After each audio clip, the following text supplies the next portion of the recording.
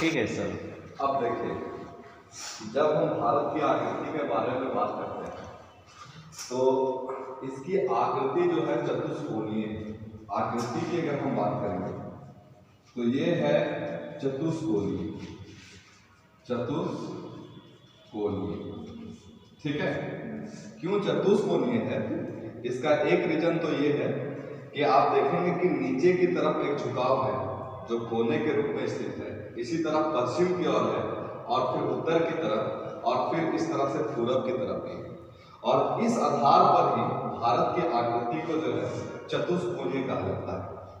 जहां तक हम इसके विस्तार की बात करते हैं तो इसका जो कुल क्षेत्रफल है वो है आपका 32,87,263 वर्ग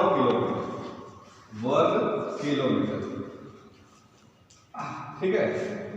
अब यहाँ पर प्रश्न ये बनता है कि जो हमारा क्षेत्रफल है, ठीक है, भारत का, वो विश्व का कितना प्रतिशत है?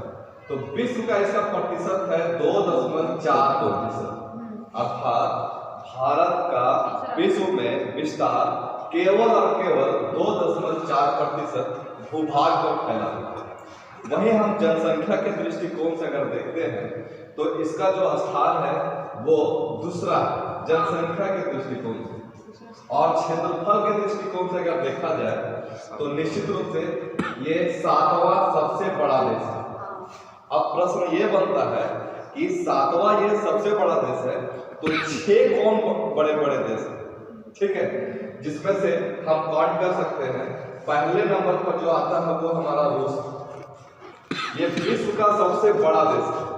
उसी आधार पर उत्तरी अमेरिका, दक्षिणी अमेरिका, कनाडा, कनाडा, तीसरा है आपका चीन, चौथे नंबर में संयुक्त राज्य अमेरिका,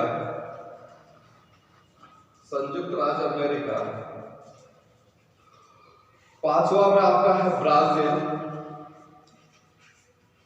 और छठे में बात करें तो छठवां स्थान है आपका ऑस्ट्रेलिया का, ऑस्ट्रेलिया, ठीक है।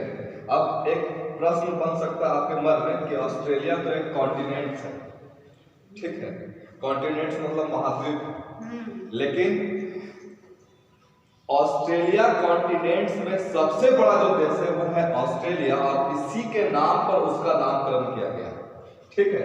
तो ये एक देश के साथ साथ एक कॉन्टिनेंट भी है जिसमें कई देश शामिल हैं। 7वां हमारा जो है वो है भारत।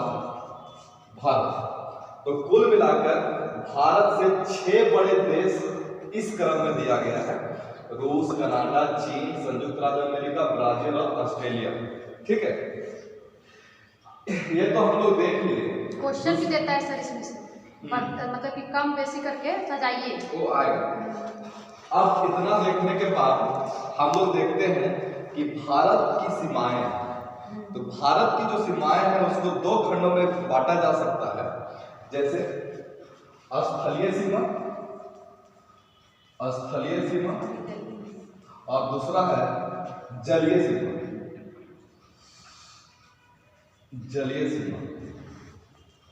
जलीय सीमा को समुद्री सीमा भी बोलते हैं। अब देखिए जलीय सीमा क्या है।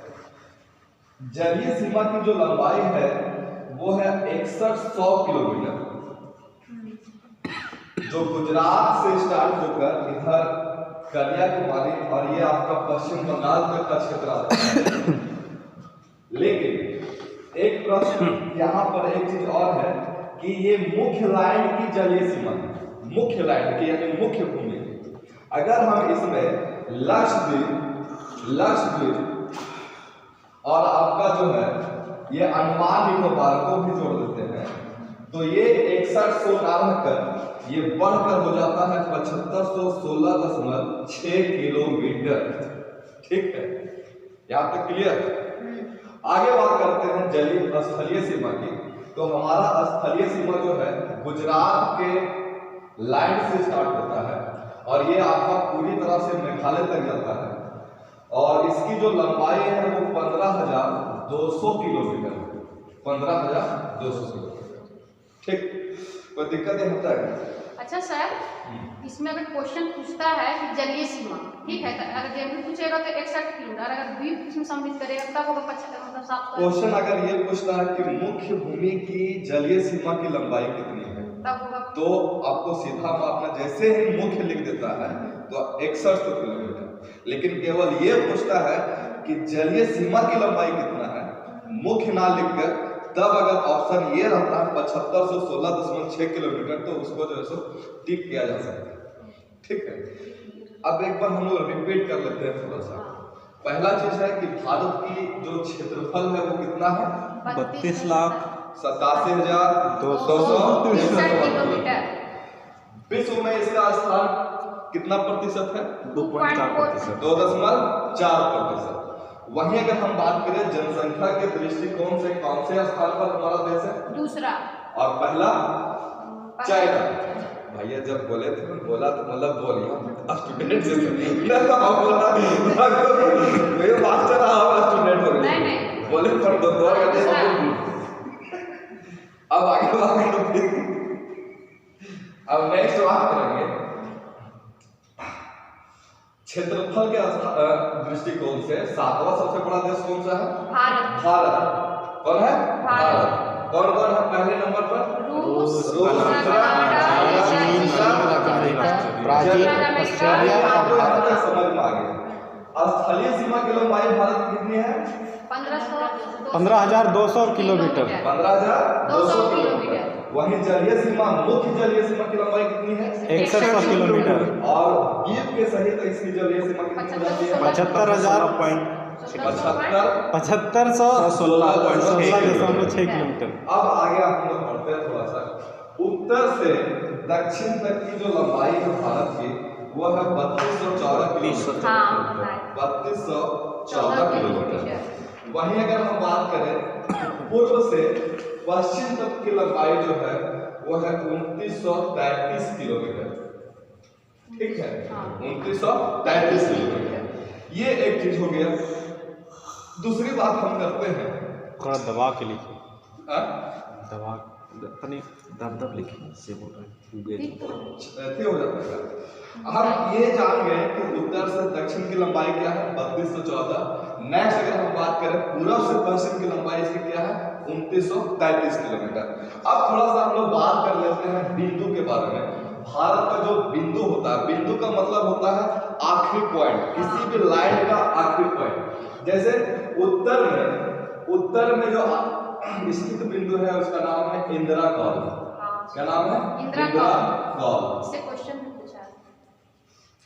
वहीं अगर हम बात करें मुख्य लाइन की दक्षिण बिंदु, मुख्य लाइन की, तो वो है कन्याकुमारी। इसको हम लोग बोलते हैं कैप कैमोरीन बोलते हैं, कैप कैमोरीन। ठीक है, लेकिन ये मुख्य लाइन की दक्षिणतम बिंदु है। वहीं अगर हम बात करेंगे द्वीप के सहित, तो ये है आपका इंदिरा पॉइंट।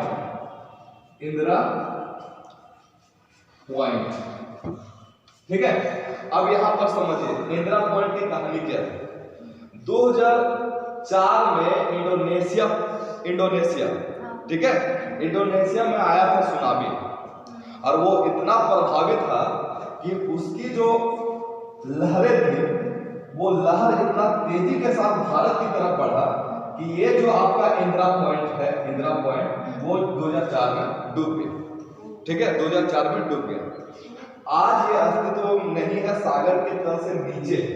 दूसरी तरफ अगर हम और बात करेंगे तो इंदिरा पॉइंट को हम लोग पिगमेलियन पॉइंट भी बोलते हैं, पिगमेलियन पॉइंट। ये याद रखने वाली चीज। यहां तक किसी को समझने में दिक्कत है क्या? नहीं।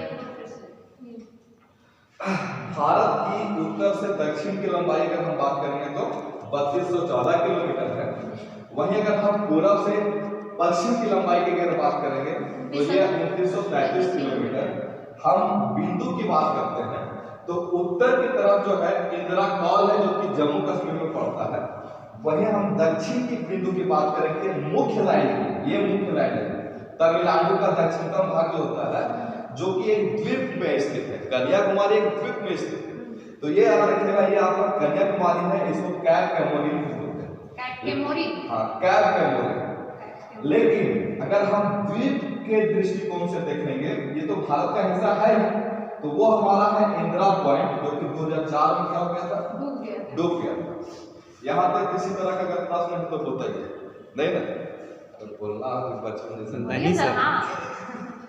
ए मास्टर मुझको बच्चे को का नहीं ना अभी तक ना जी। ठीक है नहीं क्लियर, बहुत अच्छा समझा। अब देखिए, हाँ सर, एक क्वेश्चन आया। हाँ, अगर भारत का मछुआरा है तो भारत का मछुआरा तो कैंप कमोरिन वहाँ पार करके इंदिरा पॉइंट वहाँ तक मछली मार सकता है, और आगे और कितना दूर तक मार सकता है? जलीय सीमा ऊपर होता है।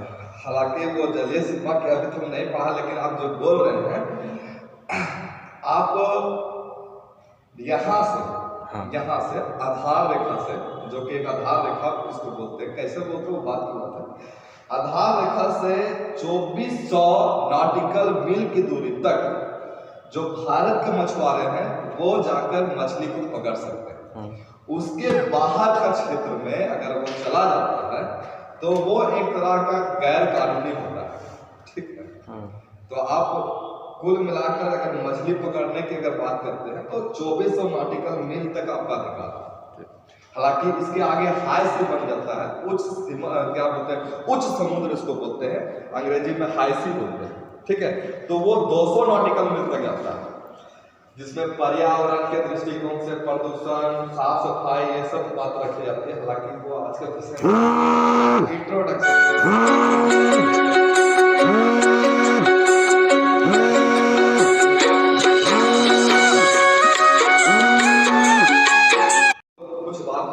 भारत के पड़ोसी देशों की।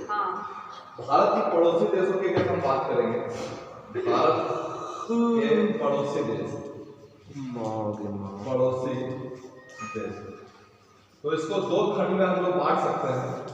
एक होता है स्थलीय पड़ोसी देश, स्थलीय पड़ोसी देश, और दूसरा हमारा है जलीय पड़ोसी देश, जलीय पड़ोसी देश।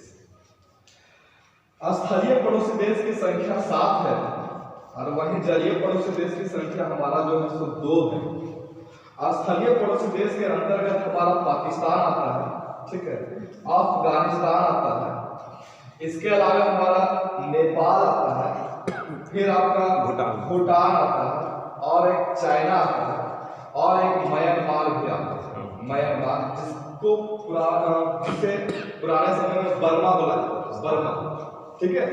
वही जलीय पड़ोसी देश आपका जो है हमारा श्रीलंका है, ये जो कि यहाँ पर है आपका श्रीलंका, और एक है हमारा इधर नीचे की तरफ है आपका, यानी कि लक्षद्वीप से लगभग 800 किलोमीटर नीचे आपको मिलेगा मालदीव, ठीक है। तो 2 तरह के पड़ोसी देश है भारत के। में आजाद कौन एक बांग्लादेश से 4 5 6 सरेगा, हाँ बांग्लादेश, और एक छोटा क्या बांग्लादेश, ठीक है। तो एक ये छूट गया।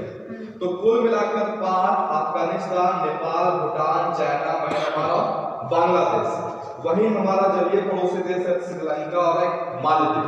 अब हम लोग थोड़ा सा बात करते हैं इसकी सीमा रेखा की। ये जो हमारे पड़ोसी देश है उसकी सीमा रेखा की बात करते हैं। जैसे भारत और पाकिस्तान की सीमा रेखा की लंबाई है 3323 किलोमीटर, और इसको रेड क्लिफ रेखा बोला जाता है, रेड क्लिफ रेखा, ठीक है। कौन सा रेखा बोला जाता है? रेड क्लिफ रेखा। इसकी लंबाई कितना? 3327 किलोमीटर है। अब यहाँ पर देखिए, ये जो रेड क्लिफ रेखा है ये बॉर्डर कमीशन के द्वारा जो है सो स्थापित किया गया था, या इसको लाइन खींचा गया था। कब खींचा गया था? 17 अगस्त 1947 को। किसने खींचा? तो खींचने का जो काम किया था जो बॉर्डर कमीशन के अध्यक्ष थे, जिनका नाम था सर सिरिल रेडक्लिफ, और उन्हीं के नाम पर ये लाइन का नाम रख दिया गया, बॉर्डर का नाम रख दिया रेड क्लिफ रेखा, ठीक है, तो किसके द्वारा खींचा गया था? बॉर्डर कमीशन के द्वारा। और बॉर्डर कमीशन के अध्यक्ष कौन थे? Sir Cyril Radcliffe. और इन्हीं के नाम पर रख दिया गया रेडक्लिफ रेखा या लाइन। ठीक है, एक अब ये तो हो गया। दूसरी अगर हम बात करेंगे अफगानिस्तान की, तो अफगानिस्तान की सीमा मिलती है भारत के जम्मू कश्मीर से। 1947। ठीक है, किसके साथ मिलती है? जम्मू कश्मीर के साथ। और इसकी जो सीमा रेखा की लंबाई है वो है आपका मात्र 106 किलोमीटर। कितना? 106 किलोमीटर। और इस सीमा रेखा को हम लोग बोलते हैं डुरंड रेखा। डुरंड रेखा। अब यहां पर समझिए, डुरंड रेखा इसको बोलते हैं।